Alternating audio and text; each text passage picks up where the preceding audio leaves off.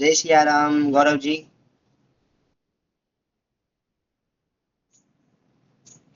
जी।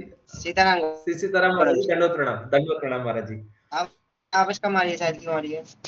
महाराज जी, आपको आवाज आ रही है महाराज जी मेरी?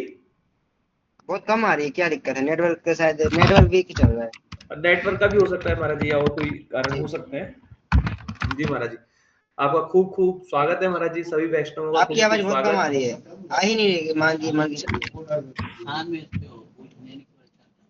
अ, शुभम जी, मेरी आवाज ठीक आ रही है क्या? एक बार आप बताइए, आवाज ठीक आ रही है मेरी? आपको हमारी आवाज तेज आ रही है?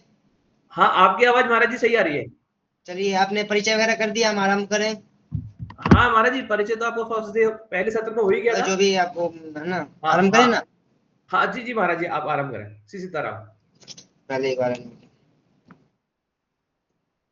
मुकेश सूर्य जी, सीताराम। जय श्री सीताराम, सभी वैष्णवजनों को सादर प्रणाम। सीतानाथ समारंभ श्री रामानंदार मध्यमा अस्मदाचार्य पर्यंतां वंदे श्री गुरु परंपरा। नमो गुरुभ्यो गुरु पादुका नमो परभ्य पर पादुका आचार्य सिद्धि पादुका नमोस्तु सीता पदे पादुकाभ्यो। भक्ति भक्त भगवंत गुरु चतुर नाम बपु एक, इनके पद बंधन कियो नासहि विघ्न अनेक। माता रामत पिता रामचंद्र स्वामी रामत सखा रामचंद्र सर्व स्वयं में रामचंद्र दयालु नान्यम जाने न जाने। जो हरि प्राप्ति की आस है तो हरिजन गुण गाओ। न तर सुकर्द भुने बीज जो जन्म जन्म पछिताओ। परात्पर ब्रह्म से जानकी वल्लभाई नमः। आप सभी भक्तजनों का वैष्णवजनों का बहुत बहुत स्वागत है आज के सत्र में।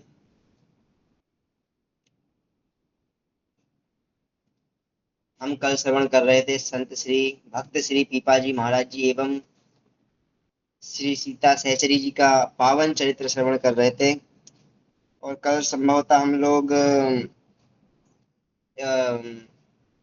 सिंह की दूसरी सिंह ने दूसरा जन्म लिया, वहां तक शायद संभवतः हमारी कथा चरित्र पहुंचा था। भक्तों, आज का जो चरित्र है, आज का जो उनका चरित्र है, बड़ा ही सुंदर है। और अंतिम सत्र भी है, और साथ ही साथ अभी तक तो जो था चरित्र निकल गया आराम का था, लेकिन आज चरित्र आने वाला बड़ा ही गंभीर चरित्र है।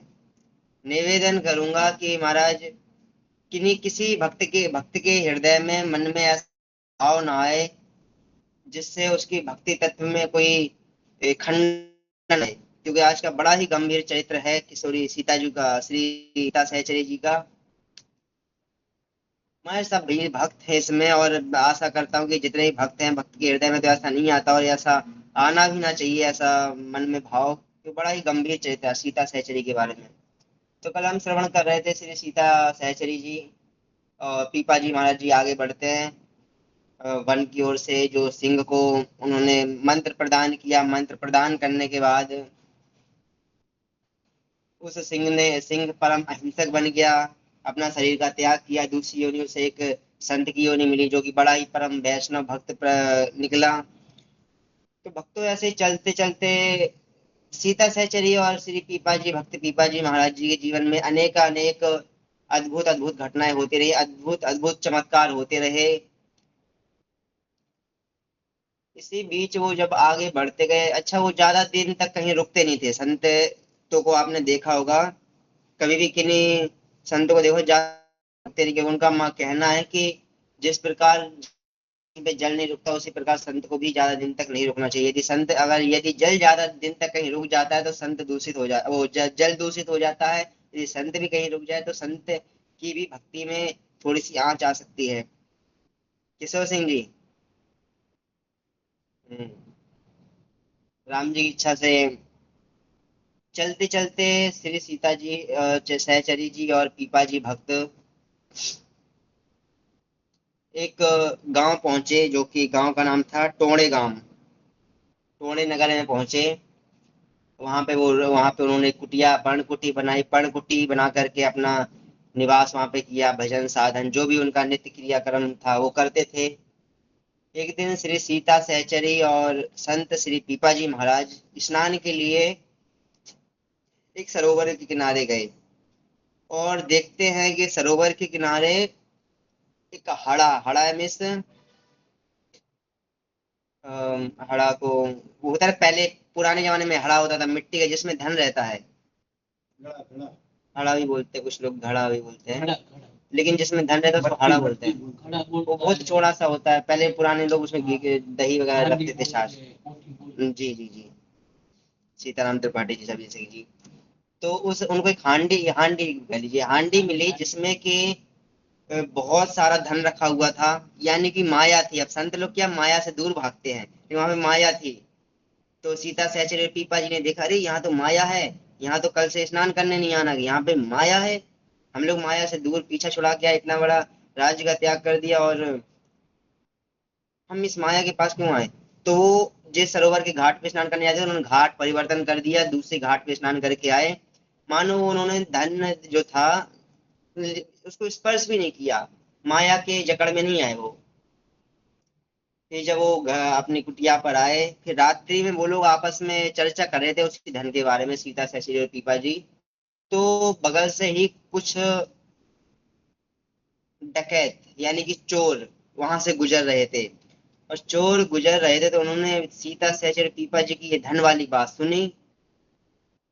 धन वाली बात सुनी तो दूसरे दिन ही उसी दिन रात्रि में वो सीता से उनकी बात सुन करके तीन चार चोर थे वो तीन चार चोर गए उस सरोवर किनारे कि हमको भी धन मिलेगा। वहां पे गए तो उनको हड़ा मिला यानी कि वो मटकी मिली उनको बड़ी मटकी थी लेकिन भगवान की कैसी कृपा हुई कि उसमें स्वर्ण नहीं निकले। जो स्वर्ण की असरफियां थी मुद्राएं थी वो नहीं मिली उसमें। उसमें एकदम मतलब झुंड के झुंड में दर्जनों के हिसाब से उसमें तो सर्प मिले। और सर्प जैसे ही देखा तो पीपा जी वो चोर लोग सोचे कि लगता है वो दोनों साधु और साध्वी हमको फंसाने के चक्कर में सोचे कि हम जाएंगे धन लेने हमको डस लेंगे सांप तो हमारी मृत्यु हो जाएगी। हमारी मृत्यु हमको मारने के चक्कर में उन्होंने ऐसा जाल बिछाया। अब जाते हम इस धन को ये मटके को ले जाके उन्हीं की कुटिया में छोड़ करके आते हैं। तो भक्तों वो चोर इतने दुष्ट थे कि वो गए सीता सहचरी और पीपाजी महाराज रात्रि में शयन कर रहे थे। शयन करते समय ऊपर से कुटिया का वो हटाया थोड़ा सा खप्पर हटाया खप्पर हटाने के बाद ऊपर से वो सर्पों को ऐसे गिराते जा रहे थे। और मानो ऊपर से तो सर्प गिरा रहे थे लेकिन नीचे जाके वो वास्तविक रूप में धन गिर रहा था। जो स्वर्ण सर्पियां थी चांदी की उसमें कई जेवरात वगैरह थे धन के रूप में वो गिर रहे थे। अब वो तो स्वर्ण शयन पे थे और वो चोर सोचे कि अब हमने इनके यहाँ पे गिरा दिए सांप अब इनकी मृत्यु हो जाएगी। हमको मारने चले थे खोदा गड्ढा हमारे लिए लेकिन खुद स्वयं इस गड्ढे में। भक्तों ये सोच करके वो सर्पों को गिरा के चले गए लेकिन वो गिर रहा था असल में धन। जब सीता सहचरी और पीपाजी महाराज जी प्रातः काल शयन सैया त्याग किया तब उन्होंने देखा कि इतना सारा धन कहाँ से आया हमारे पास। तो उनको लगता कि उनको उनके मन में विचार आया जानने की ये वही धन है जो सरोवर किनारे था हम तो इससे पीछा छुड़ा रहे थे। लेकिन भगवत कृपा भगवान चाहते हैं कि धन हमारे पास ही आए। तो अच्छा संतों के पास धन आता है तो संत धन का क्या करते हैं किरण भाई क्या करते हैं संत लोग धन का। वो अपने लिए वो थोड़ा भी उपयोग नहीं करेंगे धन का। किशोर सिंह धन का जैसे ही धन आया सीता सहचर्य पीपा जी के मन में आया कि अब इसकी साधु सेवा इससे साधु संतों की सेवा करनी चाहिए। जब धन बहुत ज्यादा था मतलब लाखों का करोड़ों का धन था सोना तो बहुत महंगा। उसी दिन से सुबह से साधु संतों की भयंकर सेवा होने लगी बड़ी सेवा होने लगी। और जिस नगर में वो रुके हुए थे टोणे नगर में वहां के राजा थे सूरसेनमल। वो भी बड़े वैष्णव भक्त थे वैष्णव थे बड़े ही उच्च कोटि के भक्त थे बड़े ही उच्च कोटि के साधु सेवी थे सत्संगी थे भगवत अनुरागी थे। संतों की ऐसी सेवा को देखते हुए सुनते हुए सेवा की चर्चा पूरे नगर में होने लगी कि एक संत आए हैं। और हाँ तो एक संत आए हैं और संत ने ऐसी साधु संतों की सेवा की, ऐसी साधु संतों की सेवा करे कि पूरे नगर में उसका हल्ला मच गया। और राजा जो सूरसेन मल था उसने सोचा कि ऐसी संतों की सेवा तो हमारे पास, हम तो सामर्थ्यवान भी, हमारे पास धन भी, लेकिन ऐसी संतों की सेवा तो हम भी नहीं कर पाते हैं। संतों की सेवा बहुत जरूरी है जीवन में। संत की सेवा नहीं कर पाए तो कुछ नहीं कर पाए जीवन में। संत सेवा भजन बड़ी, आप बड़े से बड़ा ध्यान दीजिएगा तो आप बड़े से बड़ा पुरुषार्थ कर लीजिए। आप 2 4 10 20 साल में एक पहाड़ को छेद कर करके उसमें एक मार्ग बना देंगे। आप पाताल को धरती को खोद करके पाताल की आप जड़ खोज पाएंगे, खोज लेंगे। क्या पता आप लोग राम इच्छा से धरती से पृथ्वी से स्वर्ग की सीढ़ी भी बना सकते हो, क्या पता। पुरुषार्थ कर लीजिए, लेकिन भजन और संत सेवा करना ना बड़ी बात है। मतलब अपने मन को स्थिर रखना और बड़ा ही कठिन है मन को स्थिर रखना। तो आप बड़े से बड़ा पुरुषार्थ कर लीजिए, लेकिन भजन करना, किशोर सिंह जी, भजन बहुत आवश्यक है। ड्यूटी में रह करके भजन करना है आपको, है ना। भले आप पुलिस है लेकिन आपको करना है। किशोर सिंह आए थे ना वहाँ पे कथा में, हुए वही जुड़े हुए। तो राजा सुरसेनमल उनकी सेवा से आकर्षित होकर के पिपाजी महाराज जी के पास गए। तो उनको दंडवत प्रणाम किया, बोले हे महात्मन, कहाँ से पधारे हुए हैं? हे महात्मन, आप कहाँ से पधारे हुए हैं? और आपकी ऐसी साधु संत की सेवा देख करके मैं तो एकदम खींचा चला है। जिस प्रकार एक चुंबक एक लोह को खींच लेती, उस प्रकार मैं आपकी साधु संत साधु सेवा देख करके मैं खींचा चला आया।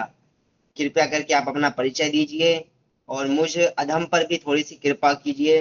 और मैंने भी साधु संतों की सेवा की, लेकिन आपकी ऐसी साधु सेवा तो हम नहीं कर, ना कभी कर पाए, ना कभी कर सकेंगे भविष्य में। तो आप कृपया करके हमें भी अपनी शरण प्रदान करें। अब देखो, एक बात ध्यान देना भक्तों, संत के पास जब व्यक्ति जाता है तो संत सबसे पहले उसे माया से बाहर निकालते हैं। देखते हैं कि माया में कितना आसक्त है। जिस जिससे व्यक्ति को मोह है, जिस जिस वस्तु से, उस हर एक वस्तु को छीन लेते हैं संत गुरुजन। हर वस्तु को छीन लेते हैं। जब मंत्र प्रदान करते उसके पहले कि देखते कितना आसक्त है ये, कि भजन कर पाएगा कि नहीं।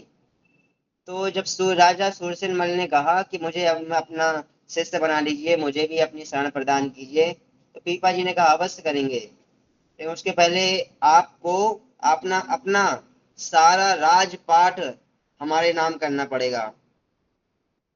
आपको सारा राजपाट हमारे नाम करना पड़ेगा।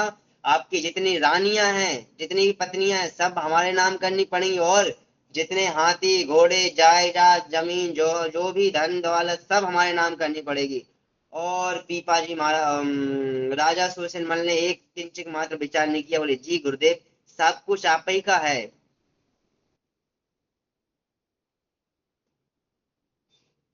नाथ सकल संपदा तुम्हारी, मैं सेवक समेत सुत नारी। हे प्रभु, ये सब आप ही का है, मैं तो आपका सेवक हूँ। ये सब उनको प्रदान उनको दे दिया। ये तो परीक्षा चल रही थी, लेकिन ऐसी अपने गुरु के प्रति ऐसी निष्ठा देख करके, संत के प्रति ऐसी निष्ठा देख करके पीपा जी महाराज जी ने कहा, बेटा तुम परीक्षा में तो पास हो गए। और वो जो सामग्री उन्होंने ली वो वापस कर दी कि ये सामग्री मेरी ही है, अब इसको तुम पराया धन समझ करके इसको अपने पास रखिए, इसका दुरुपयोग मत कीजिए और संतों की सेवा कीजिए। तो गुरु की जब कृपा होती है तो संसार में ऐसा कोई काम नहीं जो हमारे लिए कठिन हो। तो गुरु कृपा से फिर वो भी अद्भुत साधु संतों की सेवा करने लगे। एक बार ऐसे ही संतों को कभी धन दौलत से कोई आसक्ति नहीं होती है, याद रखना। आज का सत्र थोड़ा शायद बड़ा भी हो सकता है, लेकिन सब लोग ध्यान से सुनिएगा। अभिषेक जी, त्रिपाठी जी, किशोर सिंह जी, राम इच्छा से संत कभी धन के प्रति उनकी आसक्ति नहीं होती, धन से कोई मोह नहीं होता है। ऐसे ही राजा सुरसेन मल ने अपने गुरु को भेंट में एक घोड़ा प्रदान किया, जो बड़ा ही कीमती घोड़ा था, बड़ा ही कीमती घोड़ा था। और घोड़ा प्रदान करने वो भेंट में दिया। सीताराम, जय हो, जय श्री राम। तो वो घोड़ा बड़ा ही कीमती था। उस घोड़े से एक बार पीपाजी महाराज जी एक सरोवर में, उसी सरोवर में स्नान करने के लिए गए। जब सरोवर में स्नान करने के लिए गए तो वहां पे स्नान कर रहे हैं, और स्नान करते समय वहां पर कुछ चोर आए, उन्होंने, वही डकैत आए। डकैतों ने देखा, अरे अलग डकैत आए, वो अलग थे, वो अलग थे। तो कुछ अलग ऐसे आए, चोर प्रवृत्ति के आए। उन्होंने देखा इतना महंगा घोड़ा और एक संत के पास, संत क्या करेगा इस घोड़े का, चलो हम इसको ले जाते हैं। वो चोर, पीपा जी महाराज जी स्नान करने में व्यस्त हैं और वो चोर घोड़े को चोरी करके ले गए। संत, अगर कोई और व्यक्ति होता, उसकी जगह आप हम होते, उसकी जगह यदि आप और हम होते तो किसी एक व्यक्ति को छोड़ जाते कि भाई तुम घोड़े को देखना, घोड़ा बहुत, और वाकई में बहुत कीमती था। राजा सूरसेन और बहुत बड़ा राजा, पराक्रमी राजा हुआ, वैष्णव भक्त हुआ। सबसे महंगा जो कीमती घोड़ा था वो अपने गुरुदेव को उसने प्रदान किया। बड़ा ही कीमती घोड़ा था। यदि आप हम होते, मैं कह रहा था कि किसी व्यक्ति को छोड़ के जाते, बोलते भैया आप इसको देखना, कोई ले ना जाए इसको, और आपकी इच्छा ही नहीं होती कि उसको हम अकेला छोड़ जाए। लेकिन वो घोड़े को बांध दिया, चारा डाल दिया पास ही में, और वो स्नान करने में बड़ी आनंद में स्नान कर रहे हैं। चोरों की दृष्टि गई, चोर उस घोड़े को चोरी करके ले गए। वो तो अपने पास ले गए। जब पीपा जी महाराज जी स्नान कर करके आए तो आश्चर्यचकित होना था, लेकिन वहां आश्चर्यचकित नहीं हुए। क्यों? क्योंकि घोड़ा वहीं पे बंधा का बंधा रह गया। चोर तो घोड़े को ले गए, लेकिन घोड़ा वहीं जिस जगह पे बांध के गए थे, जिस अवस्था में, जैसे वैसे ही घोड़ा, वही घोड़ा वहीं बंधा मिला। पीपा जी महाराज जी पे चमत्कारी संत थे, सिद्ध महापुरुष थे, महाभागवत मनु जी के अवतार थे महाराज। जो स्नान करके अपने कुटिया पे आए, घोड़े पे बैठ करके वहां पे बांधा।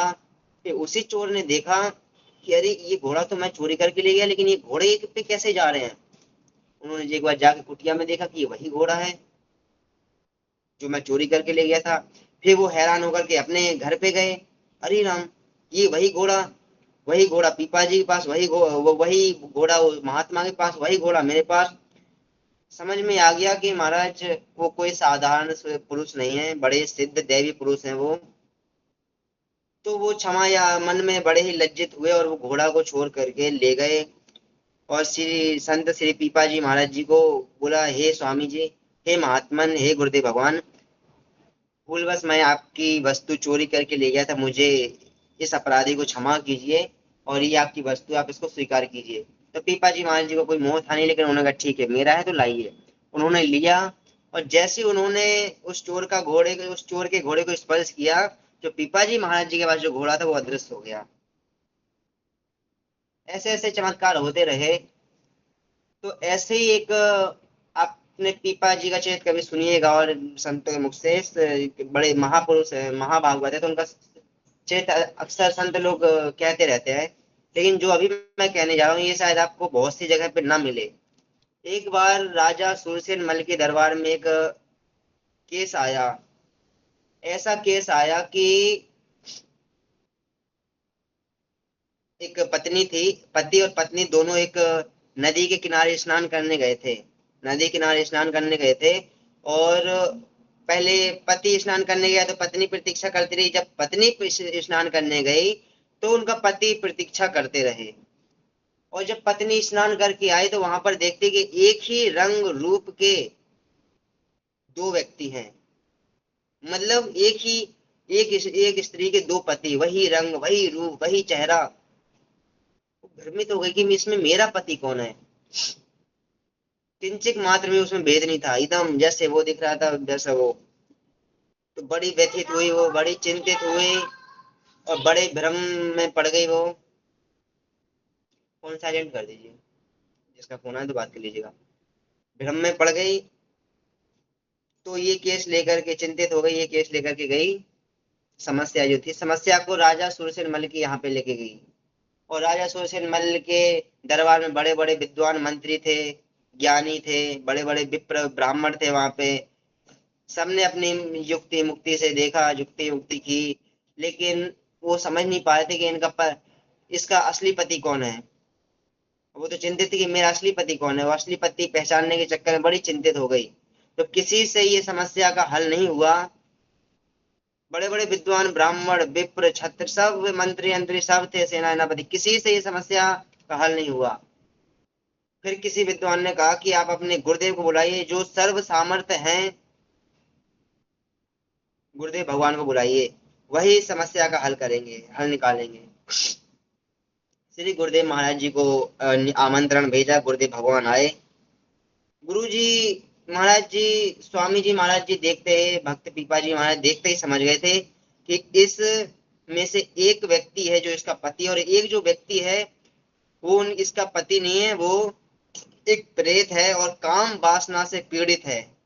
एक प्रेत है, लेकिन वो स्पष्ट कहना नहीं चाहते थे कि ये प्रेत है, ये पति है। वो समाज को जो से दरबार में लोग बैठे थे सबके सामने स्पष्ट दिखाना चाहते थे, भैया दूध मतलब एक प्रकार से दूध का दूध और पानी का पानी करना चाहते थे। तो मतलब इतना बड़ा केस था उन लोगों के लिए, इतनी बड़ी समस्या थी, लेकिन पीपा जी महाराज जी थोड़ी सी अपनी बुद्धि का प्रयोग किया, मति का प्रयोग किया और समस्या का हल निकाला। उन्होंने कहा, अब से दोनों पति कह रहे हैं, एक व्यक्ति कह रहा है ये मेरी पत्नी है और मैं स्नान करने गया था तो ये बहरूपी आके वहां पे खड़ा हो गया, और यही वो बात, वो यही मतलब दोनों ही जो थे, दोनों पति थे, दोनों बहरूपी थे, मतलब दोनों व्यक्ति वही सेम सेम बात कहें। तो पीपा जी ने कहा, इसमें से जो इस स्त्री का पति, उनके सामने एक बोतल रख दी कांच की, जो इस स्त्री का पति है वो इस कांच की बोतल में बंद होके दिखाए 3 घंटे के लिए, तो मैं समझ जाऊंगा कि जो इस बोतल में बंद हो जाएगा वही इस स्त्री का, इस नारी का नर है, इसी पति, इसका पति है। महाराज जो प्रेत था उसके लिए तो काम असंभव, थोड़ी संभव, वो तो एकदम चुटकी बजाते हैं वो उसमें बंद हो जाए, लेकिन जो उनका वाकई में पति था महाराज, वो तो संत पीपा जी महाराज जी के सामने गिड़गिड़ाने लगा, रोने लगा, हे प्रभु, आप यहाँ समस्या का हल करने आए थे कि आप समस्या बढ़ाने आए हैं? मैं साधारण नर होकर के मैं ये कैसे इतनी सी बोतल में और इतना बड़ा 6 फुट का शरीर में कैसे उसमें बंद हो जाऊंगा? फिर वो आप तो यहाँ समस्या बढ़ाने आए हैं, समस्या का हल निकालने नहीं आए हैं। रोते रोते गिड़गिड़ाते गिड़गिड़ाते, लेकिन जो प्रेत कह रहा था कि मैं तो ऐसे बंद हो जाऊंगा, वो बंद हो गया। और जैसे ही वो बंद हुआ, पीपा जी महाराज जी ने उसके ढक्कन लगा दिया और मंत्र से कीलन कर दिया उसमें, और फिर बाहर, नगर के बाहर एक वृक्ष के नीचे गाड़ दिया। एक वृक्ष के नीचे, पीपल के वृक्ष के नीचे उसको खोद, मिट्टी खोद करके वहां पे गाड़ दिया। तो ऐसी ऐसी घटनाएं होती रही, अद्भुत अद्भुत, जो कि कोई बड़ी बात नहीं थी, लेकिन वहां तक मंत्रियों की, सेनाओं की और राजा की बुद्धि जा नहीं रही थी। जहां पे संत की बुद्धि जाती है वहां पे किसी की जा ही नहीं सकती। तो भक्तों, इसी बीच जब पीपाजी महाराज जी यहाँ पे समस्या का हल करने आए, उस समय सीता सहचरी अपनी कुटिया में अकेली थी। सीता सहचरी कुटिया में अकेली थी। उसी बीच एक साधु संतों की जमात आई। साधु संतों ने कहा कि और कोई महात्मा नहीं है यहाँ पे, आप अकेले ही हो? तो उन्होंने बोला, जी स्वामी जी गए हैं, अपने शिष्य के यहाँ पे गए हैं किसी कार्यवश, आप आइए और आपकी सेवा कर, हम पूर्ण रूप से सेवा करेंगे जितनी हो पाएगी। आप स्नान ध्यान कीजिए और आपके लिए प्रसाद वगैरह बनाते हैं। कुटिया में जाके देखा, पीपा सीता सहचरी ने, अन्न का एक वही स्थिति हो गई उनकी जैसी। देखो संतों के पास कभी धन बहुत ज्यादा रहता है, कभी किंचित मात्र भी नहीं रहता।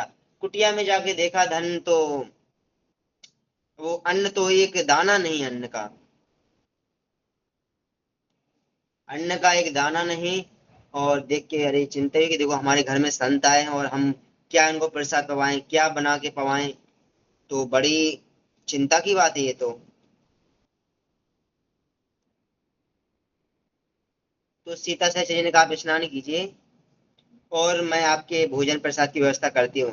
तो सीता सहचरी पास ही बाजार में हटरी, हाट हटरी बोलते हैं, उस समय पहले हाट हटरी बोलते थे, बाजार अभी बोलने लगे हटरी, हाट हटरी। तो एक बाजार ही कह लेते हैं, मार्केट, बाजार गई। तो महाराज एक वैश्य के घर गई। वैश्य यानी, वैश्य और वैश्य में अंतर, वैश्य यानी जो धर्म वो वर्ण में आते ना, वैश्य, ब्राह्मण क्षत्रिय वैश्य, वैसे वैश्य, बनिया, एक बनिया के यहाँ पे गई। उसने, सीता सचरी ने कहा कि हमारे यहाँ पे एक साधु संतों की जमात आई है, उनकी सेवा करना अति आवश्यक है। हमारे घर में अभी अन्न का दाना नहीं है, अनाज नहीं है, कृपया करके आप हमको उधार ही दे दीजिए, और जैसे ही हमारे पास धन आ जाएगा हम आपके अनाज का जो भी धन है उधार मैं आपको चुका दूंगी। बड़े ध्यान से सुनना ये बात, आप लोग भी। मैं आपका उधार चुका दूंगी। संतों की सेवा करना आवश्यक है। लेकिन उस बीच जो जिस वैश्य के यहाँ के गए थे, उस वैश्य को हम क्या कहें, मतलब किन अपशब्दों का उपयोग करें। बड़ा ही नीच कोटि का, बड़ा ही नीच कोटि का व्यक्ति था वो।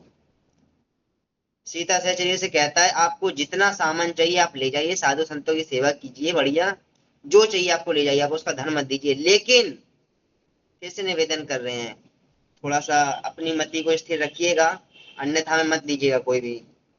सबसे निवेदन है मेरा, आप धन मत दीजिएगा, लेकिन आप एक काम कीजिए, जो आपको आवश्यकता आप ले जाइए। लेकिन आप रात्रि के समय पे, इस समय से इस समय के बीच में हमारे पास पूर्ण श्रृंगार करके आइएगा। मतलब उस वैश्य के अंदर सीता सहचरी जैसी पवित्र नारी, पवित्र सती के प्रति, पवित्र भक्ता के प्रति ऐसा भाव प्रकट हुआ कि आप रात्रि में पूर्ण श्रृंगार करके आइए और केवल एक रात्रि हमारे साथ शयन कीजिए। ऐसा उसके मन में आया। कितना नीच कोटि का था। सीता सहचरी के मन में तो बस एक ही थी कि हमको जैसे तैसे साधु संतों की सेवा करनी है।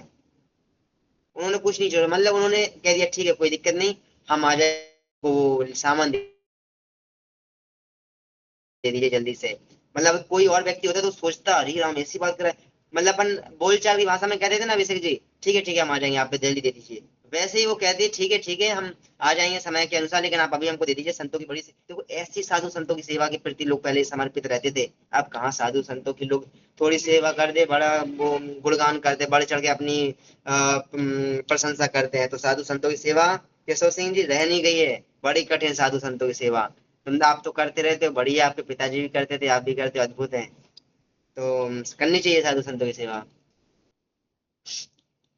तो सीधा से चली गई, घर पे गई, वो कुटिया पे गई, प्रसाद वगैरह बनाया, सिद्ध किया और साधु संतों को पवाया। साधु संतों ने उसको पाया, बड़ा आनंद लिया साधु संतों ने।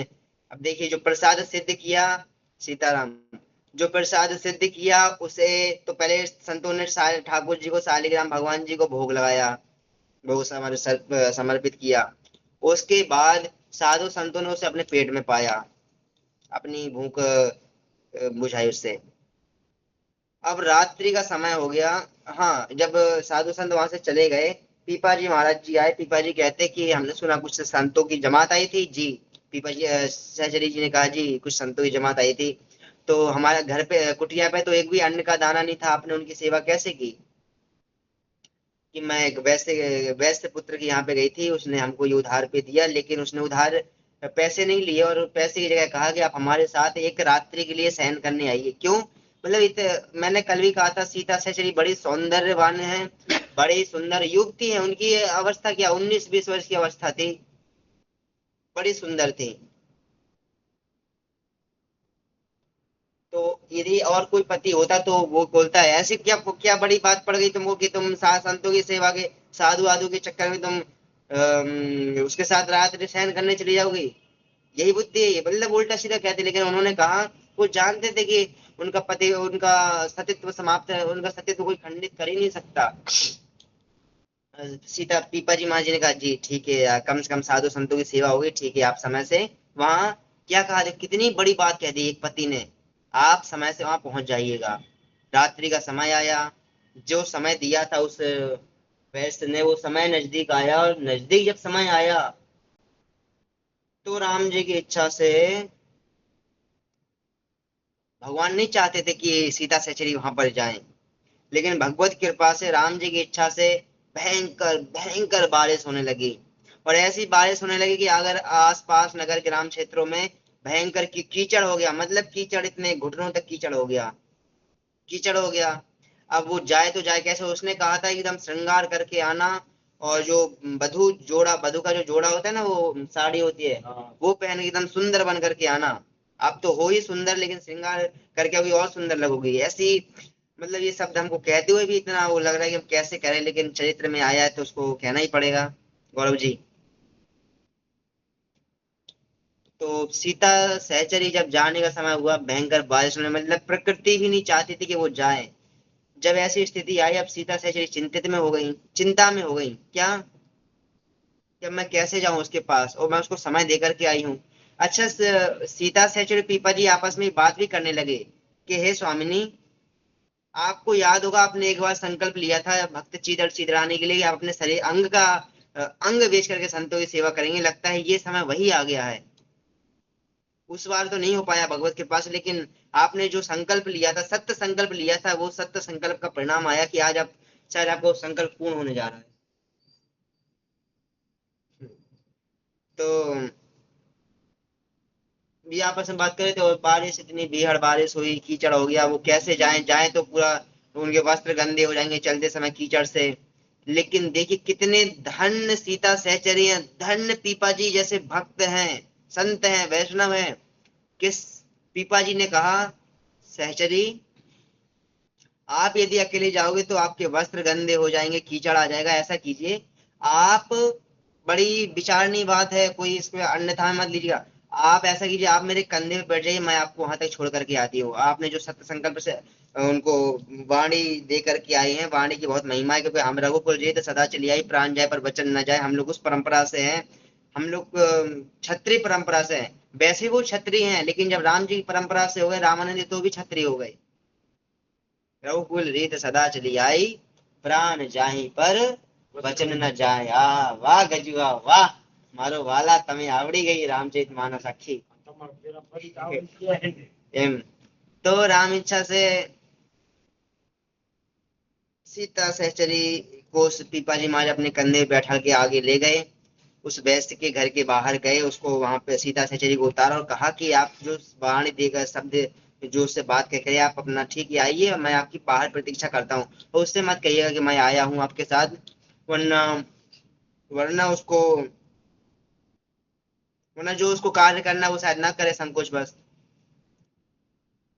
ध्यान से सुनिएगा ये बात, बस थोड़ी सी जो बात है बड़ी मेन बात है। तो सीता सहचरी जब अंदर गई गेट खोल करके, महाराज, पहले तो वो वैसे ऐसी घृणा पूर्ण बात कर रहा था, लेकिन जब सीता सहचरी अंदर गई, तो सीता सहचरी का कोई भी अंग का हिस्सा नहीं देखा उसने। केवल सीता सहचरी के चरण देखे, और चरण देखते ही क्या बोलता है, माँ आप आ गई। अब इसी क्या बोलता है, माँ आप आ गई। और ये बोलते ही रोने लगा। मैं कितना नीच हूं, मैं कितना निम्न कोटि का हूं, मैं कितना अधम हूं, कितना पापी हूं, बहुत बड़ा अपराधी हूं। एक माँ के प्रति मैंने ऐसा भाव लाया कि मैं उससे कह रहा था कि आप हमारे पास एक रात्रि व्यतीत करने आइए, मुझे तो नरक में भी जगह नहीं मिलेगी। यम यमराज भी कहेंगे कि तुम्हारे लिए नरक में भी कोई जगह नहीं है। मैंने आपके प्रति ऐसा भाव प्रकट करके अपनी दुर्गति तो कराई, साथ साथ अपने परिवार की, अपने कुल की दुर्गति करा ली। ऐसा सुना है कि यदि एक किसी परिवार में एक वैष्णव भक्त प्रकट हो जाए, पहला ध्रुव जैसा, नामदेव जैसा, तो उसकी 21 पीढ़ियां तर जाती हैं। लेकिन मैंने तो अपनी 21 पीढ़ियों को नरक का द्वार दिखा दिया। एक सिद्ध भगवत भक्ता के प्रति जो स्वयं दैवीय शक्ति है, उसके प्रति ऐसा किया हमने। हमको तो चुल्लू और पानी में डूबकर मर जाना चाहिए, ऐसा बोले। और बोलते ही कहते हैं कि हे माँ, चरणों की वंदना करते हुए कहते हैं, हे माँ, बाहर बहुत बारिश हो रही है, और इस बारिश में आप यहाँ कैसे आई हो। हम देख रहे हैं कि आपके ऊपर एक भी बारिश का मतलब कीचड़ का एक भी छींटा नहीं है। आपको यहाँ कौन लेकर के आया है, आप बताइए माँ।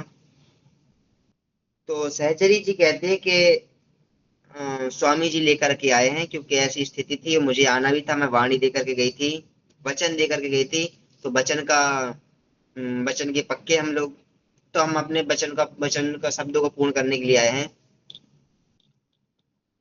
तो ये बात सुन के कि बाहर स्वामी जी हैं, घबरा गया वो जो वैश्य था घबरा गया।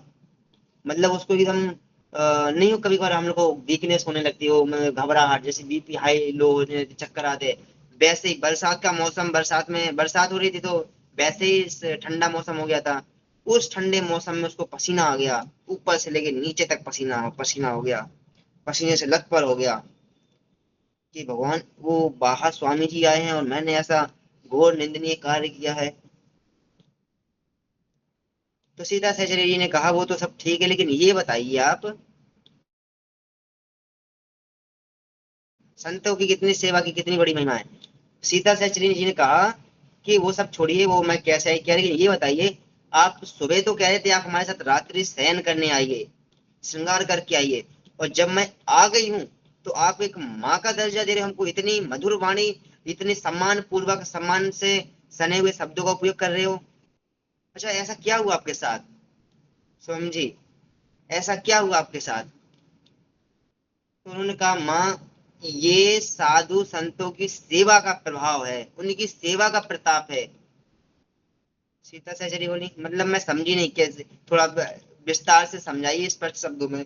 माँ, जो आप हमसे उधार में सामान ले गई थी, वस्तु ले गई थी, तो वो वस्तु मेरे धन की थी, मेरी कमाई की, मेरे पैसे की थी वो।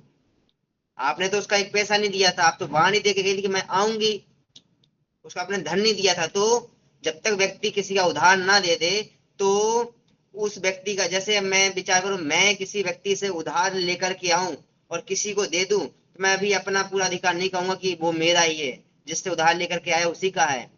तो उसने कहा, वो सीता से वैश्य ने कहा कि जो आप अनाज ले गई थी वो मेरे धन का था।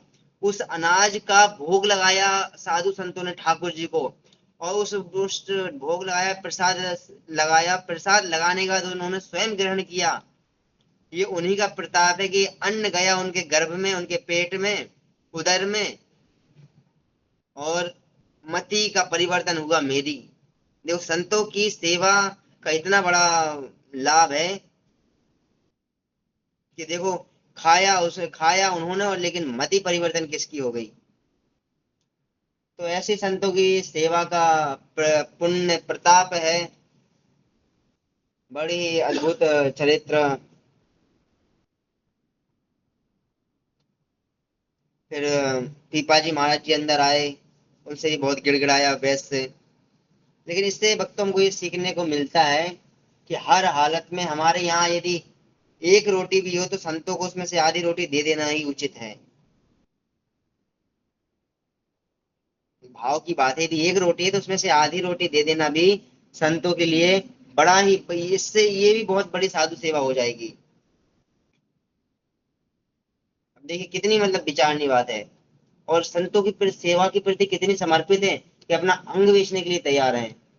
अभी तो बहुत से ऐसे लोग हैं, यदि कहीं पहुंच जाए महात्मा, यदि कुछ महात्मा ऐसे होते हैं ना, ऐसी प्रवृत्ति के होते हैं जो केवल मात्र भिक्षा मांग करके और उसको मधुकरी मांग करके ही प्रसाद वगैरह ग्रहण करते हैं, ऐसे जो महात्मा होते हैं, यदि वो पहुंच जाए तो लोग तो एकदम धक्का देते, दो हाथ दिए भगवान ने, पैर दिए हैं, एकदम अच्छा खासा शरीर है, कमा नहीं सकता और यहाँ मांगने आ गया, ऐसे लोग क्या देते हैं। देखो कितनी संतों की सेवा के प्रति कितनी समर्पित है सीता सहचरी जी।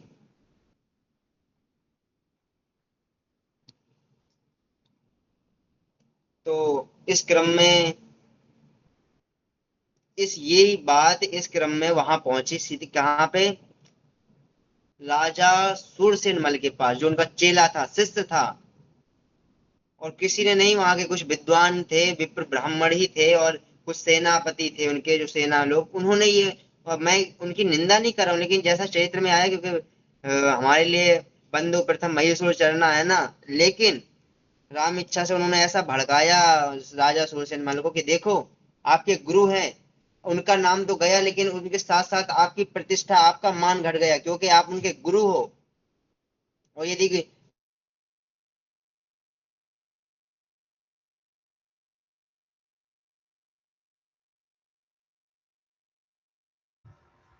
सीताराम, थोड़ा सा वेट कीजिएगा, कोई आई थिंक नेटवर्क की इशू की वजह से आगे महाराज जी।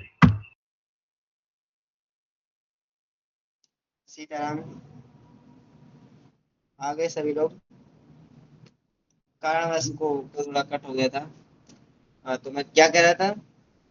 हाँ, तो देखिए, आपके गुरु हैं, यदि चेला कुछ गलत कर दे तो गुरु की बदनामी होती है, गुरु का नाम खराब होता है। यदि गुरु कुछ गलत कर दे तो शिष्य का नाम खराब होता है। तो उन लोगों ने भड़काया, अरे देखो, आपके गुरु बड़े सिद्ध बनते थे, बड़े ये वो ऐसा वैसा कहते थे, और उनकी पत्नी मतलब काम वासना से ऐसी पीड़ित थी कि वैश्य के घर रात्रि वो शयन करने के लिए गई। ऐसा ऐसा क्या आन पड़ा, और नाम लगा दिए कि साधु संतों की सेवा करना है, संतों की सेवा के लिए हम वहां पे उनसे मांगने गए। अरे तुम उनके शिष्य हो, सामर्थ्यवान हो, इतना धन धान है आपके पास, आपको एक आज्ञा देते, आप अपने भंडार को इतना भेज देते कि वो जीवन भर संतों की सेवा करते, तो भी वो धन खड़ा, अनाज खत्म नहीं होता। ऐसा लोग भड़का रहे थे राजा सूरसेन मल को, उनके शिष्य को। अब भगवान भगवत कृपा से वो भड़क भी गया, वहम में वो भी पड़ गया। कहते हाँ, सही कह रहे हो, खुद का नाम तो खराब किया और मेरा भी नाम खराब कर दिया महात्मा ने, गुरु ने, पीपा ने। देखो, पहले गुरु जी, फिर पीपा कहता है, डायरेक्ट कहता है हाँ, पीपा ने हमारा भी नाम, खुद का नाम तो खराब किया, हमारा भी, लोग समाज हमको, और लोग क्या कहेंगे कि देखो इसका ये देखो इसका गुरु था, देखो इसी का गुरु था जिसकी पत्नी, इसके गुरु की पत्नी, इसके गुरु माँ एक वैश्य के साथ रात्रि शयन करने गई, रात व्यतीत करने के लिए गई। ये देखो देखो, ऐसा ऐसा चेला, कैसा एकदम घटिया गुरु, ऐसा ऐसा सब कह रहे। तो बहम में पड़ गया वो, बहक गया। और जब बहक गया, ये याद रखना, कभी भी गुरु, लोग कुछ भी कहें, चाहे स्वयं नेत्रों से देख लो, लेकिन गुरु के प्रति किंचित मात्र भी संशय, या गुरु के प्रति किंचित मात्र भी भेद बुद्धि, गुरु के प्रति किंचित मात्र भी द्वेष नहीं आना चाहिए अपनी मति बुद्धि में। जिस दिन मति बुद्धि में भेद आया, द्वेष आया गुरु के प्रति, उस दिन तुम्हारा पतन रोकने से भगवान होने से भगवान स्वयं राम भी नहीं रोक सकते। क्यों? क्योंकि भगवान के हृदय है संत। संत गुरु के प्रति कभी भेद बुद्धि नहीं आनी चाहिए, द्वेष नहीं आना चाहिए। लेकिन उसके मन में ऐसा आया कि गुरु ऐसे नीच मोटी नीच कार्य किया उन्होंने, उनकी पत्नी ने। अब गुरु माँ भी नहीं कह रहा, उनकी पत्नी ने, मतलब इतना सयाना हो गया, कह रहा उनकी पत्नी ने, गुरु माँ का भी वो शब्द हटा दिया। इसी को कहते हैं, लोग कहते हैं साधु संतों की से, हमारी साधु भाषा में कहते हैं ठाट का गुरु बाट का चेला, और सुबह मुड़ाया शाम को खेला। है ना गौरव जी, ऐसा कहते हैं संत लोग, त्यागी लोग कहते हैं कि ठाट का गुरु बाट का चेला, सुबह मुड़ाया शाम को अकेला। ऐसे ही गुरु के प्रति श्रद्धा कम कर देते हैं। हाँ। तो पीपा जी महाराज जी के पास पहुंचे, पीपा जी महाराज जो सिद्ध पुरुष थे, उनकी जब वो ध्यान में बैठे ठाकुर जी की सेवा में, तो उनको ये आया, ये उनके ध्यान में यही चला कि अरे, मेरा शिष्य जो है राजा सुरसेनमल, उसकी बुद्धि में मेरे प्रति द्वेष भावना आ गई, और ये द्वेष भावना उसको ले डूबेगी, नरक का द्वार उसने खोल लिया, उसको जाके बचाना पड़ेगा, वरना उसकी दुर्गति तो निश्चित ही है, कोई नहीं बचा सकता। पीपा जी महाराज जी पहुंचे। पीपा जी महाराज जी दौड़े दौड़े पहुंचे अपने चेले के घर पे, क्या बोलते हैं उसको, महल पे पहुंचे, राजमहल पे। पीपा जी महाराज बाहर बड़े मुख्य द्वार पे खड़े होकर चिल्लाते हैं, ओए सुरसेन मल। नहीं, ऐसा, हाँ, वो सेना से बोलते कि जाओ गुरु को, अपने राजा को बताओ कि उनके गुरु आए मिलने के लिए। तो उनके सेना ने कहा, सेनापतियों ने कहा, राजन, आपके गुरुदेव भगवान आए आपसे भेंट करने के लिए, वार्ता करने के लिए। तो अब कितना मूर्ख है ये सूरसेनमल, वैष्णव है लेकिन कुछ क्षण के लिए मूर्ख प्रवृत्ति का हो गया। कहता है जाओ गुरुदेव से कह दो कि मैं अभी पूजा में व्यस्त हूँ, जब पूजा कर लूंगा, भगवान की सेवा कर लूंगा, तब मैं आऊंगा। सेवा कर रहा था ठाकुर जी की। ये बात पीपा जी महाराज जी से उन सेनापतियों ने जाके कहा। तो पीपा जी महाराज कहते देखो तो कितना मूर्ख व्यक्ति है, एक तो गुरु के प्रति अपराध के ऊपर से कहता प्रतीक्षा करो, और हमसे कितने कितनी मिथ्या भाषण कर रहा है, कितनी, मैंने कल बोला था कि गुरु के सामने मिथ्या भाषण नहीं करना चाहिए। पीपा जी कहते कितना मिथ्या भाषण कर रहा है, कह रहा है हम भगवान की सेवा कर रहे हैं, सेवा कर रहा है वहां पे, लेकिन उसका मन उसका मन कहाँ रखा, उसका मन रखा है बाजार में एक मोची की दुकान में अपना जूता सही करवा रहा है। कर तो भगवान की सेवा रहा है, लेकिन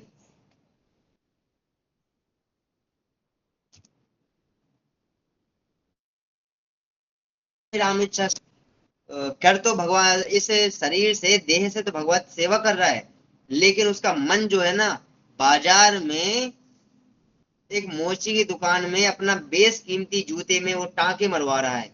पीपाजी महाजी ने बात चिल्ला के कहा, ओए मूर्ख, या तो सेवा कर ले या तो अपना जूता बनवा ले। अब देखिए गौरव जी कितने सिद्ध पुरुष होते हैं, इनके मन में क्या चल रहा है शिष्य के, ये समझ जाते हैं गुरुदेव।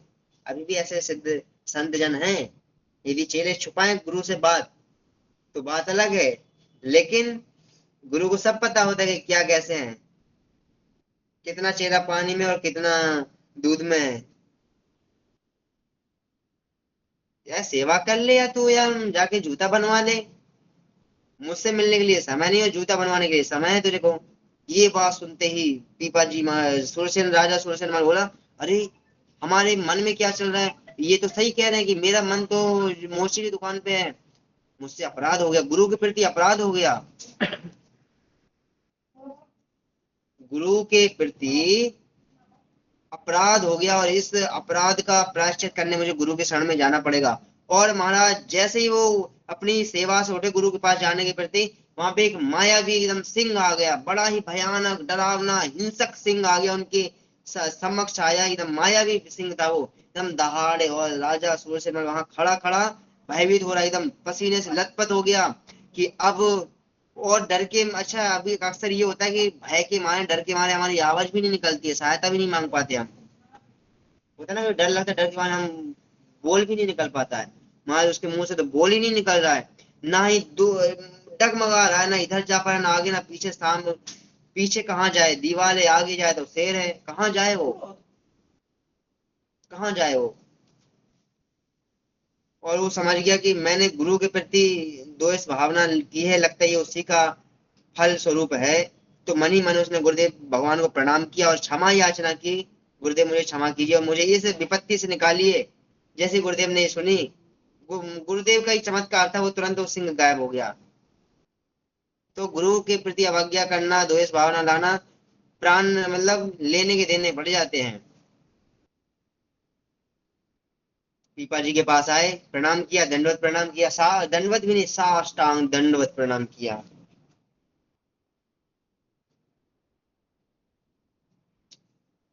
दंडवत करने के बाद पीपा जी ने कहा, क्यों रे, कहाँ गया अब तेरा वो रंग, जब तू मेरे पास पहली बार आया था वो रंग अलग था, अब तेरा रंग बदल गया।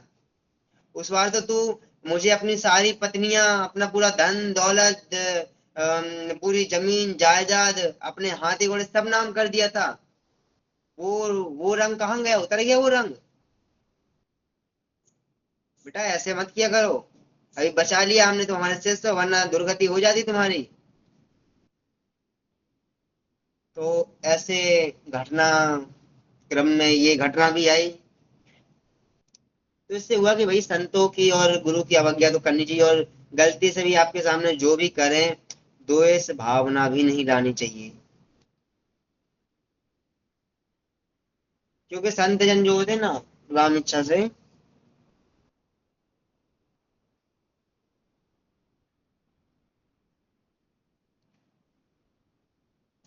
हाँ, ऐसे ही अभी जहाँ पे हमारे गुरुदेव का, हमारे स्वामी जी महाराज जी का स्थान है, गौरव जी, अ, उसका दौसा, बस्सी, जयपुर बस्सी। जी महाराज जी। तो जयपुर बस्ती में एक जिला आता है दौसा, मतलब अलग है, लेकिन दौसा अलग जिला है, आपको पता होगा। और वहां पे दिवाकर, हमारे रामानंद परंपरा में एक 52 द्वार है, 52 द्वार में से एक द्वारा भी है, शायद 2 द्वारे हैं दौसा में।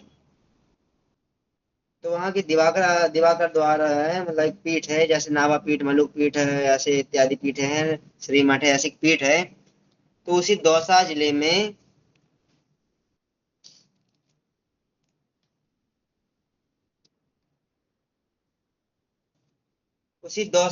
में स्वामी श्री रामानंदाचार्य जी के प्रथम शिष्य श्री अनंतानंदाचार्य जी महाराज जी के एक शिष्य रहते थे, विरक्त शिष्य थे, जिनका नाम था श्री रंग जी, जिनका नाम श्री रंग जी था। और वो बड़ी ही प्रतीक्षा कर रहे थे कि कभी हमारे घर में भी श्री पीपाजी महाराज जी आए और हमको सेवा का अवसर प्रदान करें। ये से मन में हमेशा भाव रहता था कि हम एक तो हमारे काका गुरु लगते, गुरु स्वरूप है, क्योंकि हमारे संतों में होता है ना, जैसे आपका परिवार होता है कि हमारे काकी दादी चाचा नानी फूफा, ऐसे चाची नानी फूफा ऊपर चाची चाची तो नहीं होता, लेकिन काका गुरु चेला शिष्य है ना, भतीजा चेला ऐसा होता है। तो एक प्रकार से पीपाजी अनंतानंदाचार्य जी के शिष्य थे रंग जी। तो पीपाजी महाराज जी को चेला लगे, नाती चेला। तो एक बार भगवत कृपा से वो इसी क्रम में दौसा पहुंचे भ्रमण करते करते। तो उसको भी बड़ी प्रतीक्षा थी रंग जी को कि हमारे घर में आए राम पीपाजी महाराज जी, हम सेवा करें। तो उसके उस दिन भगवत कृपा से उस दिन उसके मन में ही चल रही थी। भगवत कृपा से पीपाजी महाराज रंग जी की कुटिया के बाहर पहुंचे। और उस समय भी की ये बात है कि वहां पे रंग जी जो थे भगवत सेवा कर रहे थे। मानसिक सेवा, हम लोग मानसिक सेवा कर, जैसे कभी यात्रा वगैरह करते हैं तो उसमें अब व्यवस्था नहीं हो पाती है, या व्यवस्था हो जाती है तो पूर्ण व्यवस्था नहीं हो पाती है, तो हम लोग उसको मानसिक रूप में कर लेते भैया कि हम बैठे हम ये आपको कर रहे हैं, माला अर्पित कर रहे हैं, भोग लगा रहे हैं, आप पा रहे हो, हम आरती उतार रहे हैं, घंटी वादन कर रहे हैं, सब ऐसा मतलब भाव करते हैं मानसिक। तो उसी समय पीपाजी महाराज जी कुटिया के बाहर पहुंचे। वहां पर जो रंग जी उनकी प्रतीक्षा कर रहे थे, उनका मन तो था कि हमारे घर में भी पीपा जी, हमारी कुटिया में भी आए, पीपा जी पावन करें हमारे इस घर को। और साथ ही इससे भगवत सेवा कर रहे थे, मानसिक सेवा, और ये भाव चल रहा था। तो पीपा जी महाराज जी पहुंचे। पीपा जी महाराज जी देखो, उनके भी मन में जाकर देखते हैं कि देखो वहां एक एक तरफ मेरी भी उसकी एक तरफ ये भी इच्छा है कि मैं उसकी कुटिया पे आऊं, मैं भी आ गया हूँ, और यहाँ भगवत सेवा कर रहा है। अब दो काम, एक व्यक्ति को अगर एक काम श्रद्धा लगन के ध्यान के साथ करे तो एक ही काम अच्छे से हो जाएगा, वरना एक साथ अगर एक व्यक्ति दो नाव में पैर रखे तो ना इस नाव का रहेगा ना उस नाव का, गिर जाएगा। तो पीपा जी महाराज जी बाहर खड़े हुए कहते हैं, ओ रंग जी, कुटिया है, कुटिया ज्यादा दूर तो है नहीं, ओ रंग जी, रंगदास जी, रंगदास जी तुम कैसी सेवा कर रहे हो, भतीजे चेले हो तुम हमारे, ऐसी ठाकुर जी की सेवा कर रहे हो जो तुम मानसी सेवा में रंग जी ठाकुर जी को माला पहना रहे थे। अब माला जो है बार बार छोटा पड़ रहा था, क्या, बार बार ठाकुर जी को माला छोटा पड़ रहा था। तो रंग जी पीपा जी कहते हैं, जो तुम माला पहना रहे हो मानसिक में, उस माला की गठान खोल करके पीछे ऐसे, अब जैसे ये है, अब हम ऐसे उतार के हमने इसे पहना, पहनेंगे तो ये पहन ठीक ठाक है। अगर ना पहने तो एक ही उपाय है कि इसको हम गांठ लगा करके खोल करके फिर लगा कर खोल करके फिर पहने तो पहन जाएगा। तो तुम मानसी सेवा में उनकी भगवत माला की पहले गांठ खोलो, उसके बाद पहना, फिर पहन जाएगा। और उसी क्रम में फिर उनको फल अर्पित करने की समर्पण करने की अर्पित करने की बारी आई। तो फल में केले का भोग लगा रहे हैं और केले के भी छिलके नहीं छीले हैं। तो पीपा जी कहते कम से कम सेवा कर रहे हो तो अच्छे से करो, क्या है, ये सेवा कर रहे हो, तुमने केले के छिलके नहीं छीले, क्या आप बिना केले के छिलके छीले बिना प्रसाद पा केला खा लोगे? नहीं खाओगे ना, तो केले के छिलके छीलो। मतलब सिद्ध पुरुष की ऐसी स्थिति होती है कि वो क्या चल रहा है बगल में, मन में क्या चल रहा है वो सब समझ जाते हैं। भले वो प्रदर्शन ना करें कि हम जहाँ सब जानते हैं, लेकिन वो फिर भी एकदम तुच्छ बने रहते कि नहीं हम तो तुच्छ, हम आप ही के चरणों की दास, लेकिन सब जानते हैं किसके मन में क्या चल रहा है हमारे प्रति। तो उस क्रम में उसने देखा कि बाहर कौन है।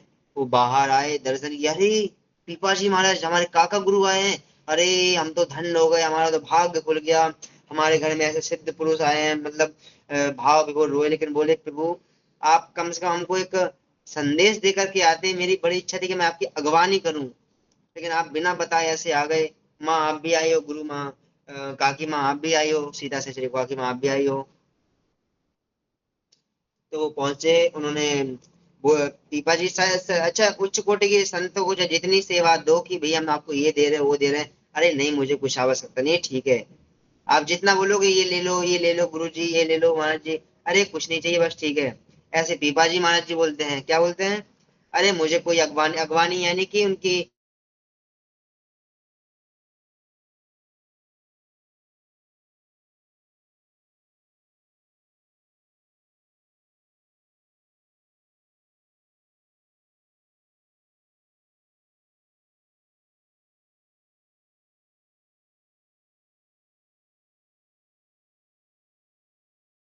कीजिएगा, मैं आपकी बैंड बाजे ढोल बाजे के साथ आपकी अगवानी कर सकूं।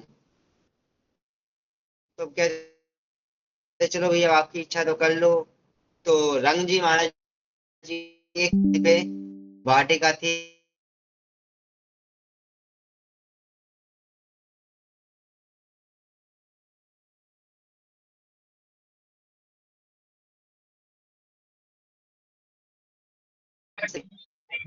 आश्रम पे कुटिया पे लेकर के आए, बड़ी ही भीड़ उमड़ी उनके दर्शनार्थ हुए।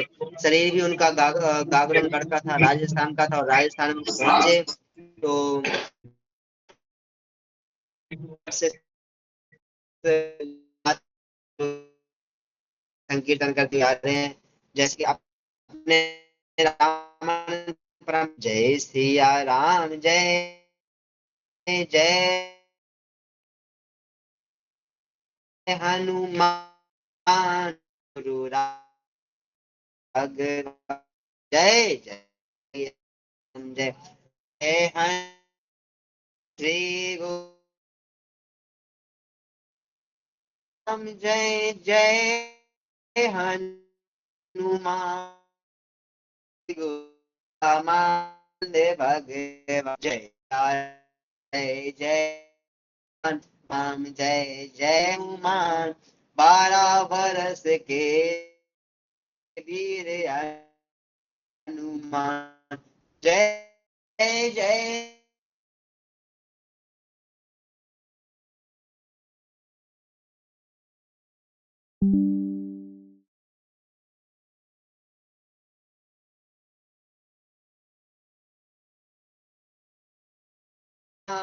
हृदय विराजे शालिग्राम जय जय राम जय जय हनुमान, हृदय विराजे शालिग्राम जय जय सिया राम जय जय हनुमान, हाथ में लड्डू मुख में राम जय जय सिया राम जय जय हनुमान, हाथ में लड्डू मुख में राम जय जय सिया राम जय जय हनुमान, मनसा पूर्ण श्री भगवान जय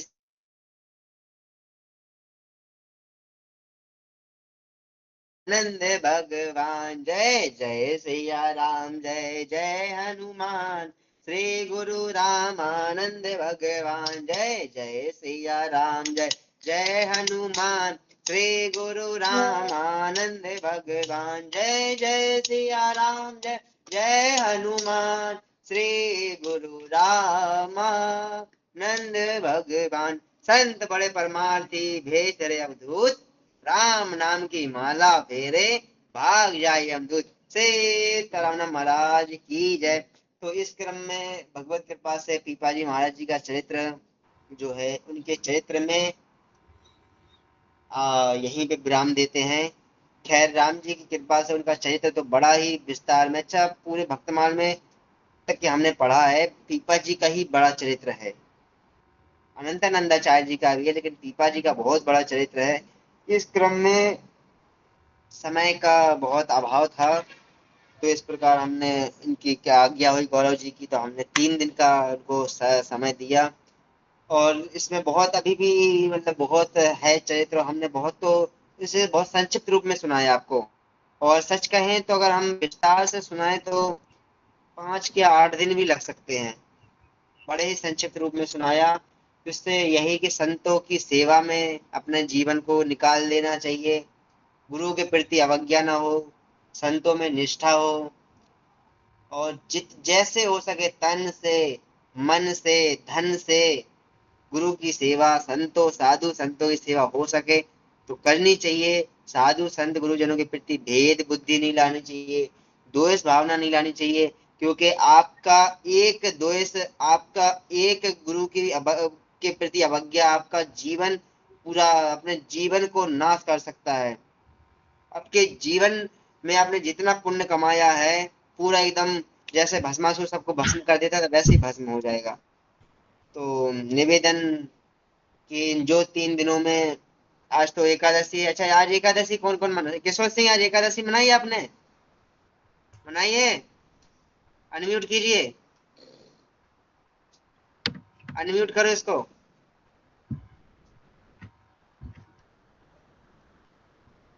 हो गया कि नहीं हुआ? हुआ हुआ। हाँ गुरुजी हाँ, मनाइए। आज के एकादशी मनाई है आपने? हाँ मनाइए आज। कहाँ, ड्यूटी पे हो अभी? हाँ ड्यूटी पे। कहाँ पे, मालिया? मालिया नवलखी बोट पे। चलो, वो आपके उनका पीएसआई का उनका भी फोन आया था, संभव होगा। चलो, एकादशी आज मनाई सबने। अच्छा, किस किसने आज एकादशी मनाई है? जी महाराज जी। आपने लास्ट मनाई है? में अभिषेक जी, टिंकू जी, आपने?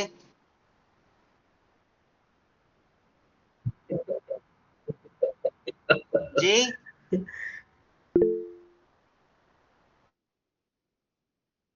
बस एकादशी से आरंभ होता है, एकादशी से बस एकादशी मतलब यही है कि अपना जीवन भगवान के एक चरण से दूसरे चरण पे समाप्त हो जाता है, एक चरण से चलता है और दूसरे चरण पे समाप्त हो जाता है। उसी प्रकार एकादशी होता है, शुक्ल पक्ष की एकादशी कृष्ण पक्ष में, कृष्ण पक्ष की एकादशी शुक्ल पक्ष में। बहुत बढ़िया, क्योंकि आज एकादशी मतलब जो बड़ी बड़ी आचार्य पीठ है तो उनको अलग अलग जगह पे मनाया गया है।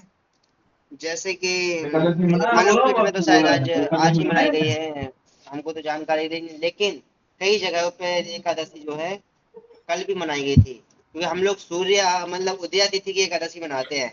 और कल एकादशी शायद लगा है शाम सुबह 7 बजे लगी थी, तो उदया तो नहीं हुई ना, इसलिए। और भगवत कृपा से हम एक क्रम में आपको एक विशेष बात का निवेदन करना चाहते हैं।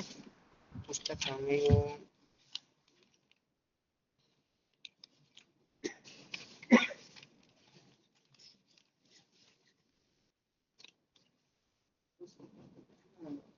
चलो वो कभी फिर सुनाते हैं।